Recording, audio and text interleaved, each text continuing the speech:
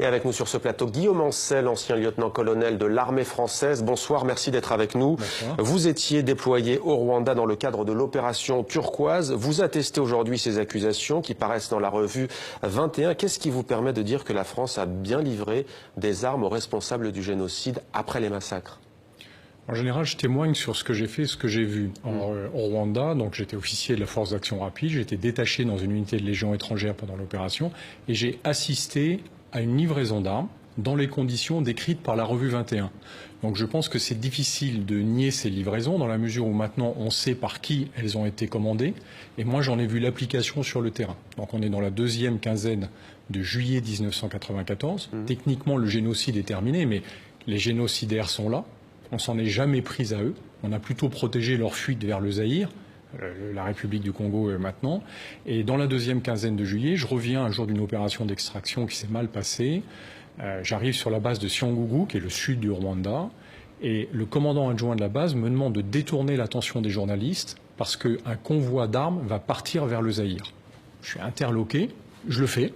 Mais je suis interloqué le soir au débriefing. Nos débriefings sont sévères dans ces opérations, ce sont juste nos vies qu'on joue. Donc le soir au débriefing, je demande des explications. Et là, les commandants du détachement m'expliquent sans trop y croire qu'en fait on livre des armes aux forces gouvernementales qui viennent juste de commettre le génocide. C'est pas la peine d'avoir fait Saint-Cyr pour comprendre qu'ils ont du sang jusqu'au cou. Qu'en fait on les réarme pour éviter qu'ils ne nous menacent. Voilà, comme si, en réarmant des gens qui ont commis des crimes atroces, on risquait moins. Donc, je suis furieux contre cette intervention. Et à ce moment-là, je comprends qu'en réalité, ils n'ont aucune explication à me donner parce que ce sont des directives qui viennent du plus haut niveau de l'État français. Pourquoi vous ne témoignez pas beaucoup plus tôt en arrière? Ça fait 23 ans.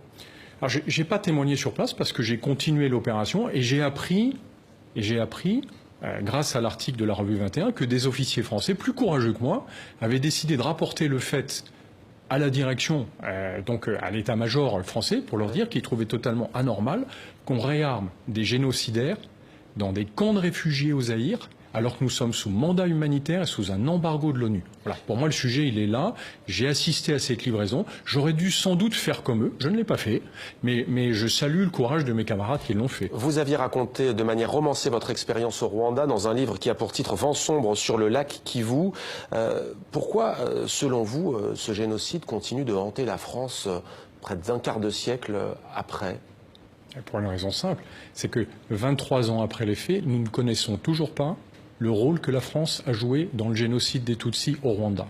Et ce ne sont pas avec les dénégations comme celles que je viens d'entendre que nous arriverons à savoir ce qui s'est passé en réalité. Il faut ouvrir en réalité les archives, il faut permettre aux historiens d'éclairer les Français sur ce qui s'est passé, et il faut laisser les citoyens français juger par eux-mêmes plutôt que de leur expliquer ce qu'ils doivent en penser. Mon avis, comme ayant été un acteur de cette opération, c'est que ce que nous avons fait ressemble étrangement à de la complicité de génocide. Et je pèse mes mots. Merci d'avoir répondu à nos questions, Guillaume Ancel. Je rappelle que vous êtes un ancien lieutenant-colonel de l'armée française. Vous étiez présent donc au Rwanda au moment des faits avec l'opération Turquoise.